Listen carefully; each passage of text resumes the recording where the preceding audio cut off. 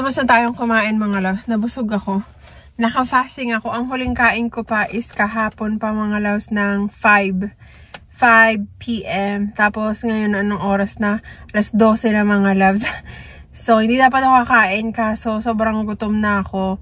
Dapat kasi matutulog ako ngayon kasi nag-duty ako kagabi. Kaso mga loves, kaya nakaganito ako kasi nagganap ako ng trabaho. Nagganap ako ng extra job. So pinag-iisipan ko, nag-umattend ako ng kanina, ng interview. Parang ayoko mga loves kasi yung offer nila is hindi ganoon kataas. So pag-iisipan ko pa mga loves kasi nag-apply din ako sa ibang hospital. Isang hospital yung dinecline ko yung offer kasi nabababaan ako sa nila, sa offer nila. Yun lang kagandahan dito sa Amerika mga loves. Pagka-interview sa'yo, sasabihin na sa'yo kung magkano yung rate mo, ganyan. Tapos pag hindi mo nagustuhan, pwede mong i-decline o kaya pwede ka magbigay ng offer, ganon. Tapos pag ayaw nila, edi thank you, ganon. Apply na lang ako sa ibang hospital. So ngayon, dahil nga nag-duty tayo at tapos na akong kumain, busog na ako mga loves, I think dadaan kami sa Amish store kasi bibili lang ng bacon yung jusawa ko. And then after nun, uwi na tayo mga loves kasi kailangan ko na magpahinga. Antok na ang lola niyo mga loves, nag-duty pa tayo. Alam niyo ba, nag-duty ako ng straight 7 nights, sunod-sunod mga loves. Pitong sunod-sunod. Like 1 week talaga, dire-diretso, walang pahinga. 12 hours for 1 week.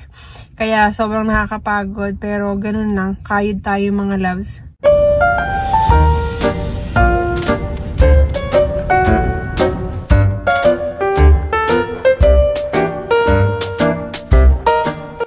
Dito na kami mga loves. Tingnan natin kung may makukuha ang aking jusawa. Naalala niyo ba tong Amish store na to? Ayun pa, oh. Chocolate. Hindi tayo pwede dyan mga loves. Ito yung mga cakes, oh. And ice cream. You think their velvet is good? Red velvet.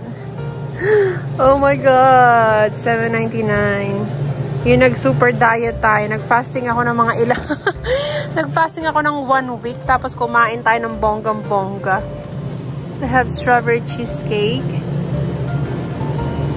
I wonder which one is better. Cake roll. I think we'll get this one. Red velvet, mga loves. Yan ang kuhanin natin. Red velvet, hon. Red velvet. And, okay. Saka bili kami ng bacon. The very back. Okay. Double smoked bacon. Ito mukha ano to mga loves, oh. Now it looks good. See? We'll get one more daw mga loves.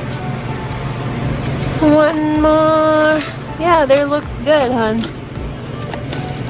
Ayan o mga loves. Maano siya. Hindi siya maraming taba. Ito maganda. I think. Namimili ako mga loves yung yung malaman talaga. Puro mga ataba yan. Ito na lang. This one. Yan. Kukuha rin tayo nito mga loves. Beef sticks. Ayan. So, ito ay, beef pork water, cheese snacks. Ayan. Pa tayong tigisa mga loves. Tigisa nito. Ayan. Ready to eat na yan mga loves. Snacks lang to. Snacks. And ito yung kanilang mga cheese. Look at that cheese, hon. Huh? Look at that cheese. You want that? Ito mga loves yung natatandaan nyo yung pinapapak ko dito dati. Kuha tayo ng cheese na to. Ito. This. Ayan. Ayan mga loves. $3.69 lang. Oh. Murang-mura mga loves. Nilagay natin sa ating cart. Yan. Tignan nyo yung mga ham nila dito mga loves. Oh. Sobrang laki. Grabe. How much is this, hon? $55. Oh my God. Look how big it is. Tignan nyo na mga loves. Ito is $31. Ito isang buong mga loves. Ang laking ham. Grabe. Close this hand. Binubuhat niya mga loves. That's huge, honey. Wow. Maganda to mga loves kung meron kang malaking pamilya. Yeah, but we're only two. Maybe you can, they can cut it in half or divide it in 4. We can give it to your sisters. It'd be a lot better than this one. Tapos bibili rin kayo mga loves nung turkey na ang tawag dito, imbis na yung sa Walmart mga loves, mas masarap kasi yung nila dito. Yung turkey nila. So bibili tayo ng slice nun. And I think pepper jack cheese, hon. You bought it here too? Was it that one over there? Yeah, pepper jack cheese. Bibili rin tayo mga loves. Grabe, ang lalaki ng mga cheese, oh. Oh, di ba mga loves? Iba-ibang klase. Noon napunta ko sa Amerika, dito ko lang napagtanto na ang dami palang klase ng cheese, mga loves. Hindi ko alam, sobrang dami nila. Then, kuha tayo ng bread, mga loves. Yung bread. I think you bought wheat the last time, hon. Ay, kaka. This is a freshly baked, hon. Look. See? It's moist in it. It does not have a date. Yeah. Freshly. Is it freshly baked or no? Should be pretty fresh. And mainit pa eh, oh. It's warm, hon. Mainit pa siya, mga love. Sourdough bread. Yung nung binili ng asawa ko mga love sa isang araw is wheat. So ito, wheat. Kasi hindi pa yan slice. Ito, slice na. Wheat bread. Mainit-init pa siya, mga loves. Tignan nyo, oh, nagmumoist. Parang ang sarap ng sourdough bread, no? Sourdough. Mukhang healthy. Char. Alam mo, itinan nyo mga loves, oh, sobrang lambot. Kuha tayo nito. Sourdough bread. Ayan. Tapos, kuha tayo yung wheat bread. Sourdough and wheat bread. Ayan. Dalawa. Ang daming mga dito, mga loves, oh. Chicheria. Barbecue corn chips. Mukhang masarap to, oh. Pang Netflix. Wah, akala ko ba diet ka, May? Yung diniet ko ng 1 week na wala na. Sarap nito. Alam niyo ba masarap, mga loves? Cheese curls. Tapos meron pang bilog niyan, eh. Veggies. Ano kayong lasa niyan? Ito pa, mga loves, oh. Veggie sticks. Healthy kaya yan. Tapos, ito kanilang mga pickles. Hot eggs. Hot eggs. Pickled eggs. Ano kayong lasa ng pickled eggs nila, mga loves? Naku-curious ako. Kaso, ang mahal naman kasi, oh. $8. Ito, kakabili lang ng jusawa ko, mga loves, eh. Kaya, hindi pa tayo kukuha ng pickled. Meron pa akong pickled okra. Dalawang ganito pa yung nasa mga loves. Binili ng jusawa ko. Masarap to, oh. Corn relish. Corn relish. Masarap sausawan ng chips. Sweet pickled beans. Meron rin pala sila nito. Alam niyo, gusto kong kuhanin ito.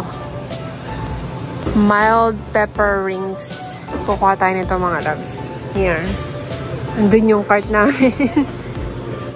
Ito pala yung hinahanap ko, mga loves. Ito, mga na to, beef sticks. Tignan nyo, mga loves. Ready to eat na yan. Binabaon ko sa school, mga loves, eh. Ay, sa school. Kasi sinabi ko sa school, binabaon ko sa work. May mga ganito rin siya kaliliit, oh. Yung naalala nyo yung may binili ako sa Costco, yung maliliit na beef sticks. Parang ganito rin yung mga loves. Ito, $11.99. Gluten-free. O, tapos ang carbs niya is 1 gram. Kasi ito, mga loves, meron siyang, mataas siya sa protein. So, okay to baunin sa work. Kaso, paalam ako sa asawa ko kung okay siya. Ito, bacon and cheddar. Parang mas masarap yun, mga loves. Pero parang masarap din tong honey flavor. Uutuin ko yung jusawa ko. Patay na ako sa kanya. Siguro isoli ko yung isa. Bahala na mga loves. Pag ayaw niyang bayaran, hindi ako magbabayad. Yan. And ito na mga, peanut butter cookie. Monster cookie. Hindi ko mabasa itong mga loves. Snickerdoodle. Snickerdoodle cookie. Hindi ko alam yan. Huwag na tayong bumili yan kasi hindi ko alam mga loves. Ayan mga loves. So, namili kami ng sandwich. Gawa na yan mga loves. Pang kakainin namin mamaya. Ayan. So, mamaya matutulog ako pagkagising ko, kakainin ko yan. O, diba? Hello, carbs na ulit. Bibili akong chicharon mga loves. May nakita akong chicharon dito. Chicharones. Masarap to sa ating sa ating suka. Suka. Ayan. Patay na ako sa asawa ko mga loves. Kung ano nga pinaglalagay ko sa cart, siya yung magbabayad niyan. Ayan siya, oh. Namili siya ng... What you got, Han? So, namili siya ng... This one is a smoked ham. Oh, sarap nito mga loves, oh. Tapos, ito ay... Ito, ham roasted turkey breast. Ito yung masarap mga loves. How many pounds is this on? 2 pounds? A pound and a half? Yeah, this one is nice. That's good. And then, pepper jack cheese. Ang sarap nitong cheese na to mga loves. Ayan. So, this one is $8.35. $10. How much is this one? It's $6.85. So, this is more... how many pounds is this? I got 1 pound of this. Oh, 1 pound. Okay. And we're ready to roll, mga loves. Tignan natin kung magkano babayaran niya. Grabe mga loves. Ayun lang ang binili namin. Alam niya kung magkano bayaran ng asawa ko. Nag-budget ng 105. Sabi ko, buto na lang siya nagbayad. So, kumuha siya ng mayonnaise kasi kakainin na daw niya yung sandwich mga loves bago kami umuwi. Kasi mula dito hanggang bahay, mga 20 minutes away pa. So, tikman muna. Alam ko kakakain ko lang. Busog pa ako mga loves. Pero titikman. Excited na akong tikman to. Kasi honey flavor. So, protein naman to mga loves. Ay, ang bango. Grabe. Ang bango mga loves. Wow. That's good.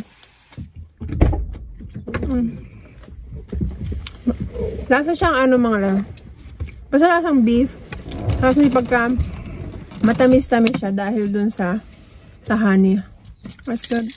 It smells good. Hey, what?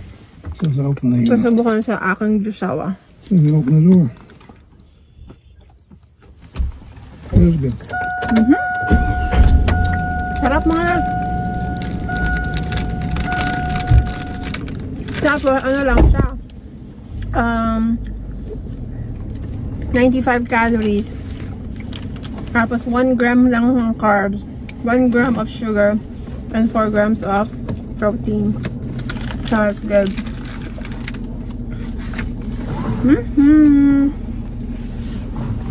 Normally po nag-travel kami, namimili ako ng mga ganito mga loves kasi madali lang siyang kainin.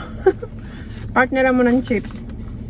Kasi pag pinatay ng chips, yung chips is marami ng carbs. I'm gonna eat your sandwich now. I'm gonna eat it now. Oh. Pagdating na lang daw pala sa bahay, kakainin mga loves.